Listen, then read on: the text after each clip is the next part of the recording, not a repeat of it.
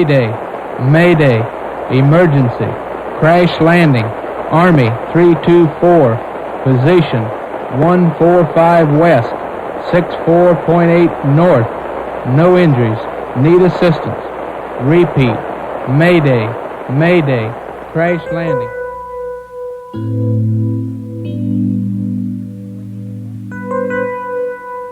When the engine failed on the O-38, the pilot brought his plane to a forced landing on the side of a mountain. As old flyers say, it was a good landing. They walked away from it. Pilot First Lieutenant Milton Ashkins and mechanic Sergeant Raymond Roberts were in luck. Their distress call had been heard. A few hours later, a rescue aircraft located the wreckage and airdropped emergency gear and rations to the stranded airmen. Although the crew escaped without injury, their O-38 was significantly damaged, seemingly entrapped forever in rugged terrain some 70 miles east of Fairbanks. Army O-38, number 324, would be written off as a total loss. And thus began a hibernation which was to last for 27 years.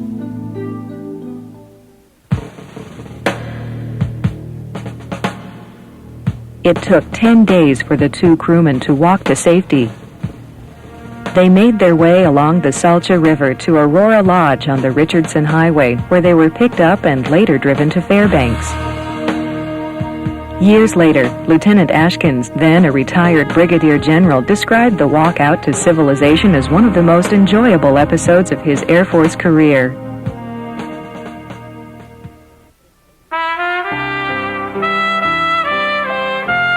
"156 O-38s were built by the Douglas Aircraft Company.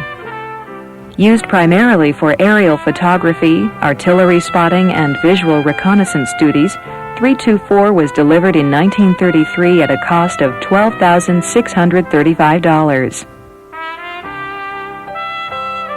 18 months before Pearl Harbor, this O-38 became the first Air Corps aircraft assigned to the Alaska Territory.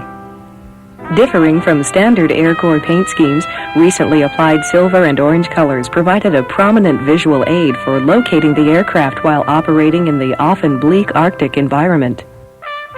The O-38 was welcomed by Army Air Corps personnel stationed in the far north and immediately adopted by some of the natives. For winter operation, skis proved more practical than wheels.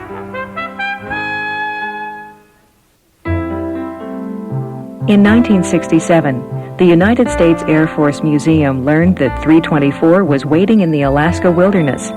If salvaged and restored, the O-38 could become a significant addition to the museum's collection. The Alaskan Air Command assumed the initial task: check out the O-38 crash site. Initial inspection found the vintage aircraft to be in a remarkable state of preservation. Very little deterioration had taken place. However, the severe Arctic winter was fast approaching. 324 would have to wait a few months longer. In the spring of 1968, an Air Force Museum restoration expert was sent to Alaska. He made a detailed survey of the plane and crash site. His conclusion: the O-38 was indeed restorable and could be salvaged. The recovery operation began from Eielson Air Force Base near Fairbanks. 5 base personnel were assigned to the project. Many hours were spent studying manuals, drawings, and photographs. By the 1st of June 1968, a detailed plan had been developed. The recovery team knew exactly what needed to be done. With the Air Force Museum's expert on hand to direct the project, the team was flown to the crash site. Equipment unloaded, base camp established, and a campfire started, with oil from the downed O-38.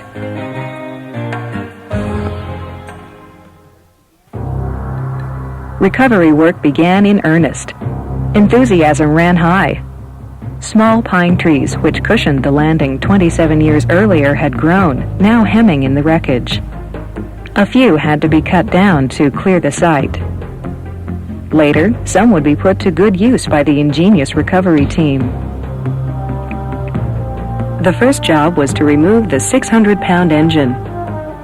Damaged propeller components and various accessories were carefully removed.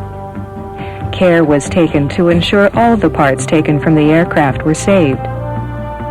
Despite periods of bad weather, work continued. A tripod and pulley hoist was assembled and attached to the engine.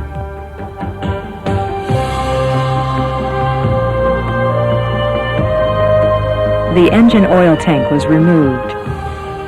At last, the engine swung free. As work progressed, a mystery developed. Both crew seats and the tail wheel were missing. The resourcefulness of an old prospector who lived several miles from the crash scene provided the solution. The seats made comfortable chairs in his cabin, and the tail wheel?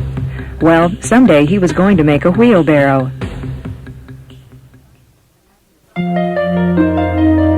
After 5 days of work, the fuselage was moved into a level clearing.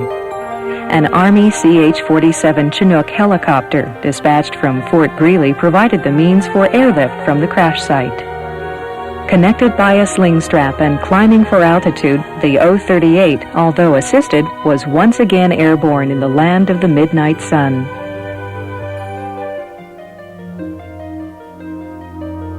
Following the formation flight to Eielson Air Force Base, the many parts were sorted, crated, and loaded aboard a C-130 cargo plane for the O-38's final flight.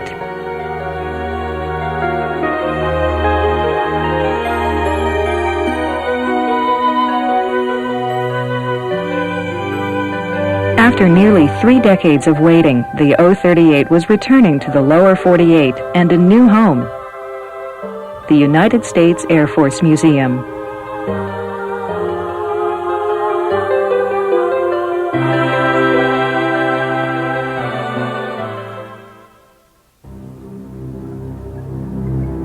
On the restoration hangar floor, what seemed to be just a pile of scrap metal, wire, fabric, and wood was, in the eyes of the restoration crew, the beginning of a challenging and historical project. The top center wing section was removed. Weight-bearing structures were straightened, and extensive fuselage repair and reconstruction begun. The engine and accessories were completely taken apart, restored, preserved, and reassembled. Salvaged metal fittings were used as patterns for missing or damaged parts. The wings, almost totally demolished, were rebuilt one rib at a time. A main wing spar was reproduced using factory drawings.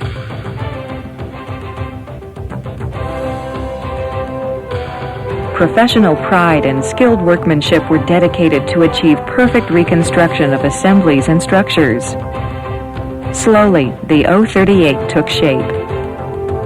Metal work was completed.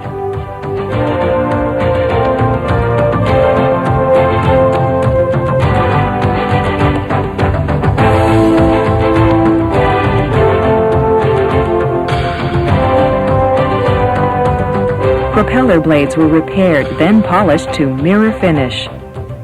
New fabric coverings were stitched together.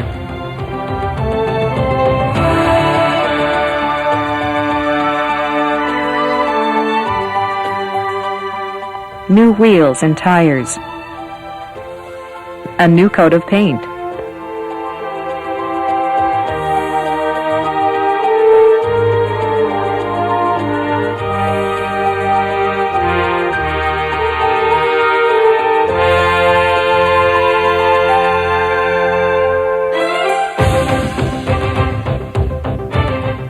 Finally, the last bolt, project completed.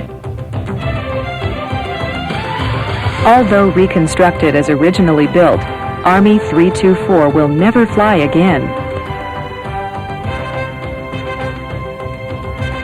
The O-38 before you is a priceless artifact, a survivor of a bygone era in America's military aviation heritage. Here at the United States Air Force Museum, it will remain for future generations to view and appreciate.